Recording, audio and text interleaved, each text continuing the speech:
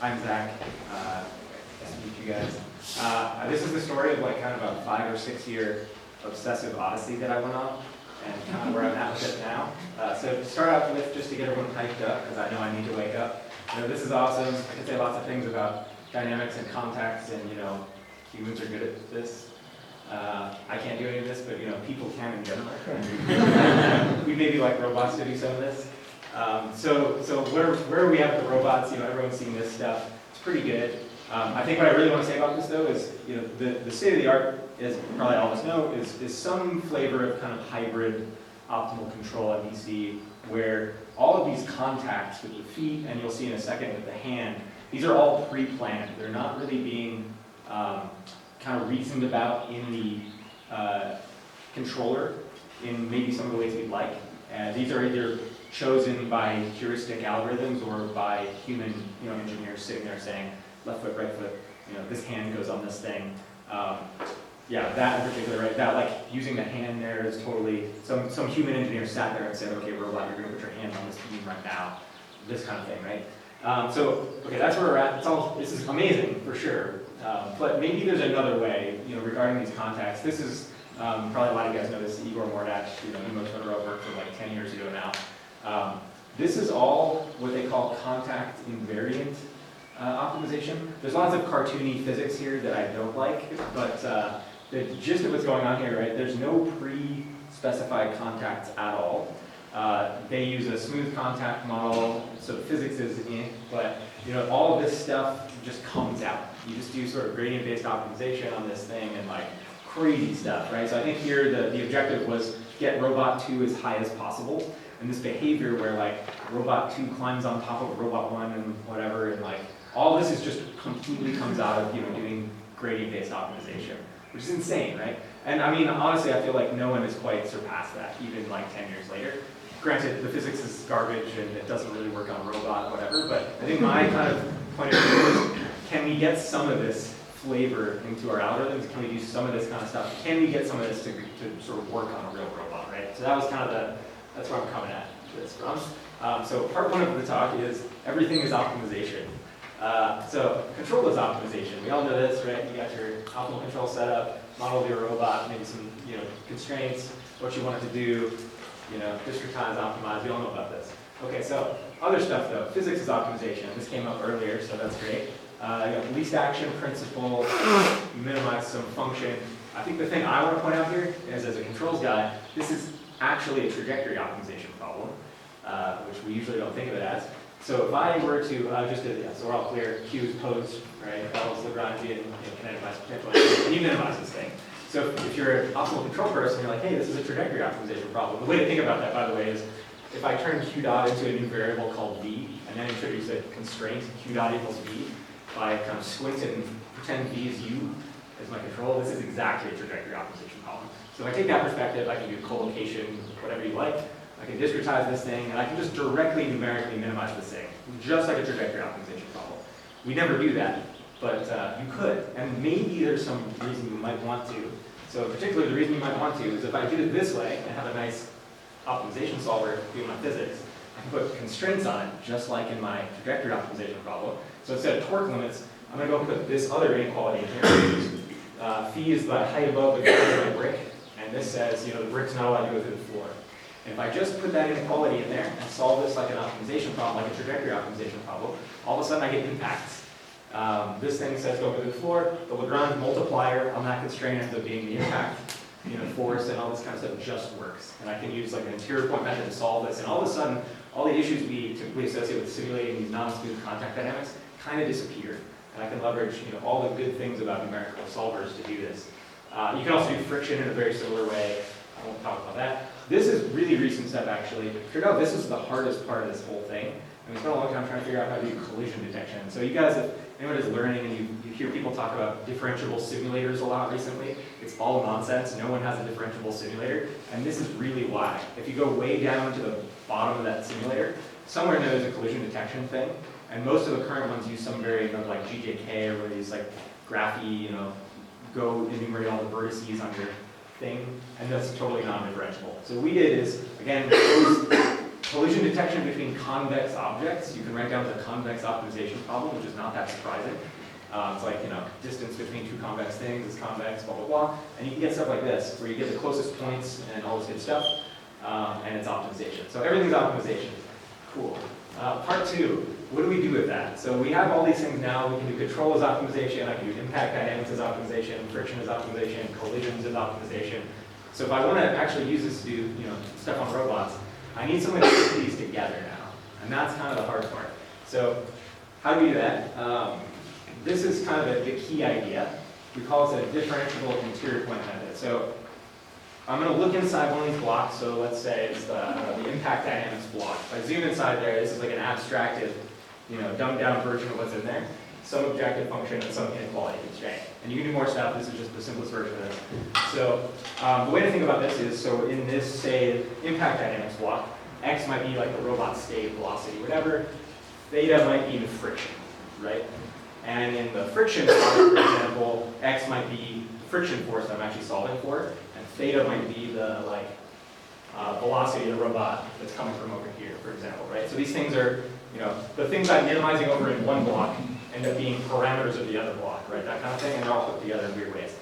And the key is, how do I group this, sort of mush it all together and solve it all at the same time?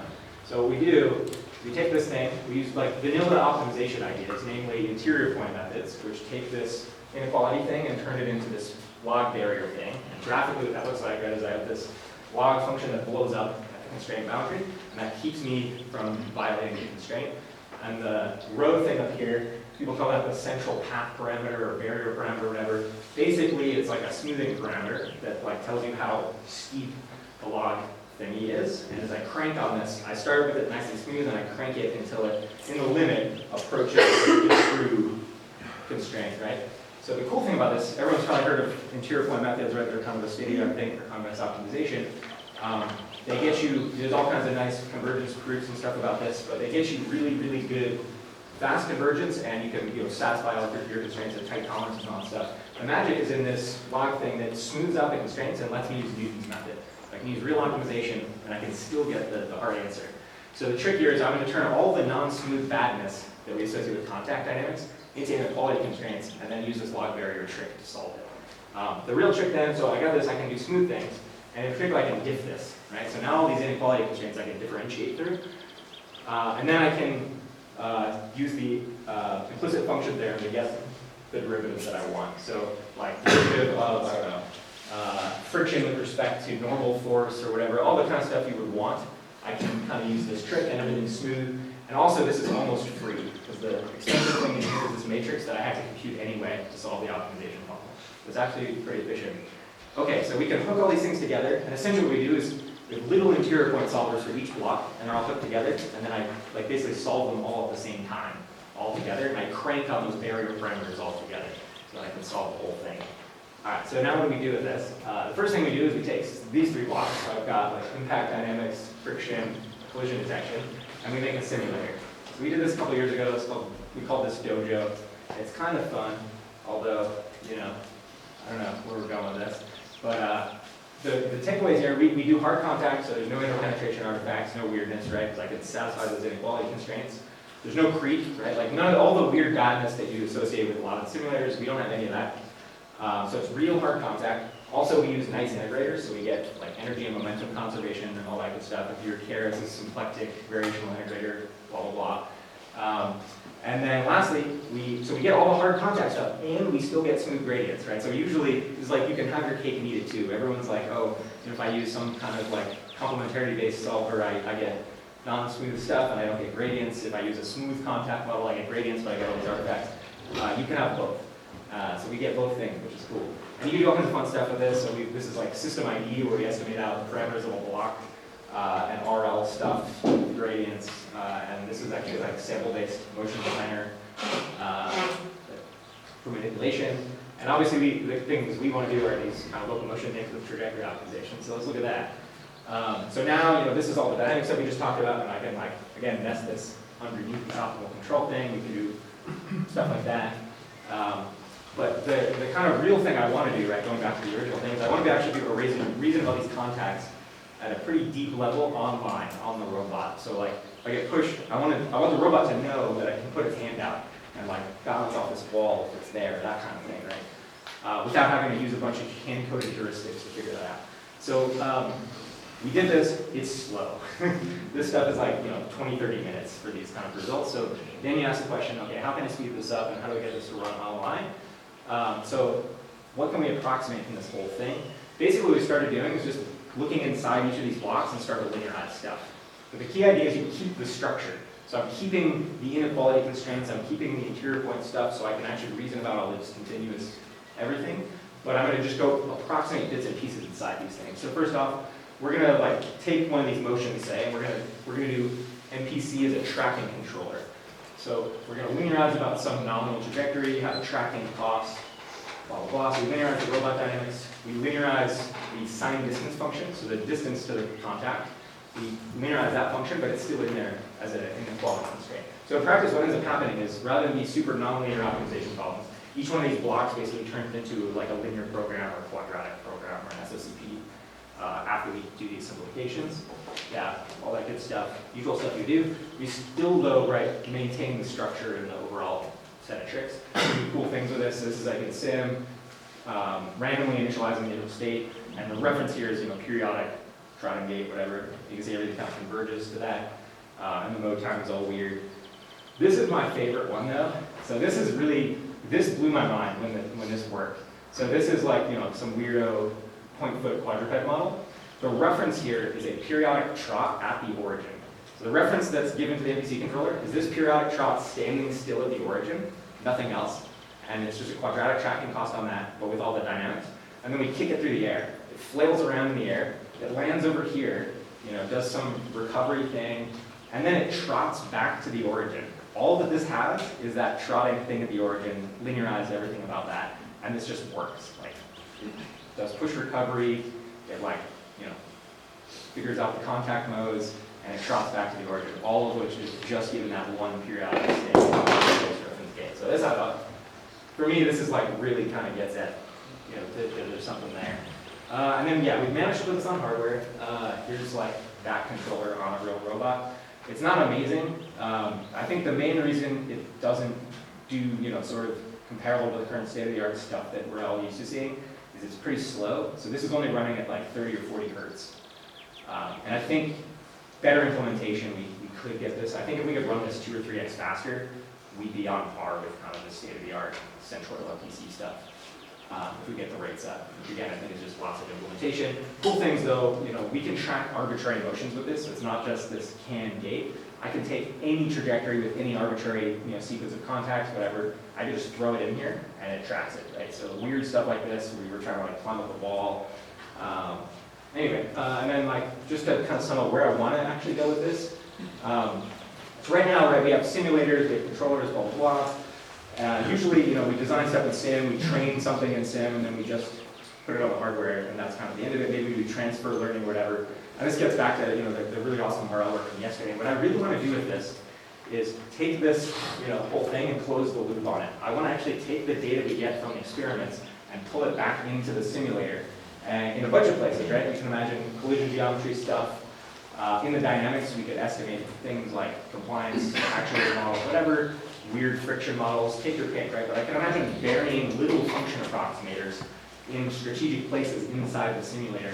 Basically, as I do more of this, just take the data and like suck it back into the simulator and do some regression and actually make the simulator better, right? So for a given robot, if I'm gonna spend a lot of time on this robot, I should be able to dial my simulator in as I gain more experience. Anyway, that's what I want to do. And that's it. So these are all the students who spent years of their lives making this happen, and that's it.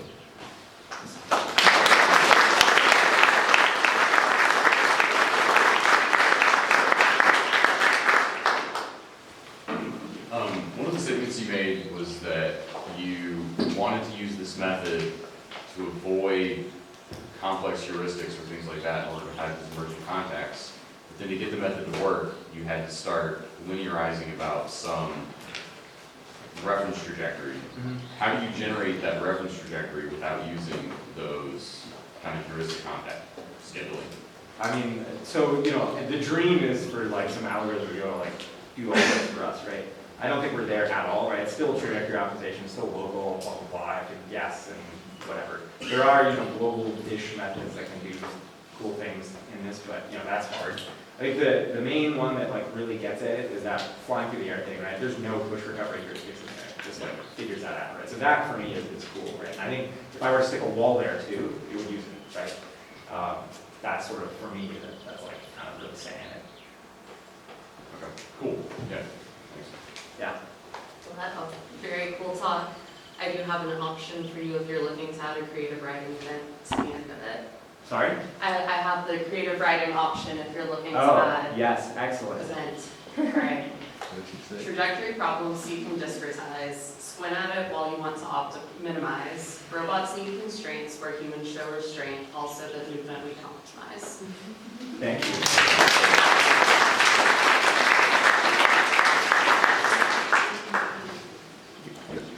I think you said that you want something that's differentiable with contacts not knowing in advance, right? Yeah.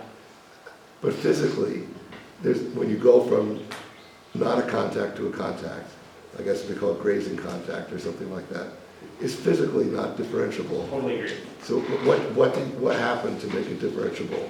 So it's, at the end of the day, all of the magic is contained in this idea, in the log barrier kind of interior point idea. So what we're doing there, so I think philosophically, the point is that sort of touching, not touching, contact thing that I totally agree is not differentiable. I can write that down as an inequality constraint. And at a basic math level, it is no different than some inequality constrained optimization problem. And that particular flavor of I'm either in contact or not, there's a million ways to solve inequality constrained optimization problems, one of which is a so-called active set method, right, where you explicitly detect if you're violating the constraint or not, and then turn on the constraint, add it as an equality constraint to your active set, resolve, blah, blah, blah. So that active set perspective, I'd argue that's hybrid. That's what we call in dynamics a hybrid method. Discontinuous. Right, it's explicitly discontinuous in the algorithm, right? The magic here is I can take that same setup, and instead I can take those inequalities and relax them with a log barrier. That actually smooths everything. Logs are analytic functions, and in particular, they have this magic property called self-concordance. It's a fancy math thing, but it means that they're well-behaved under Taylor expansions, such that Newton's method works really well. So that's what's going on, and the reason this is okay and different from other heuristic smoothing methods like what Mujoka does or whatever, is that we have 40 years worth of theory on primal dual interior point methods, how to make them work well, convergence, blah, blah, blah. And in this case, I can get the hard contact answer out at the end. So somehow you're smoothing the algorithm without smoothing Exactly, the physics. that's exactly right. So another way of thinking about it is continuation, right? So I can start with a smooth problem. In the limit as I drive that central path parameter thing, that parameter in front of the log, in the limit as I drive that all the way down, I recover the hard contact solution to machine precision, right? But if I back off on it, I can get the smooth gradients. And this is how we do inequality. This is how all of convex optimization since the 90s basically gets done, right? Where do you stop and think it's good enough, when you do this continuation? Pick a tolerance, right? You can do anything. You can solve these to machine precision. We do it every day, right? This is all the QP solvers we're used to using to do this exact sort of thing, right? You can get tolerances down to kind of -12 or kind of whatever you want. I think questions. Actually, Andy was telling me. Come. Okay. Thank you very much. Yeah.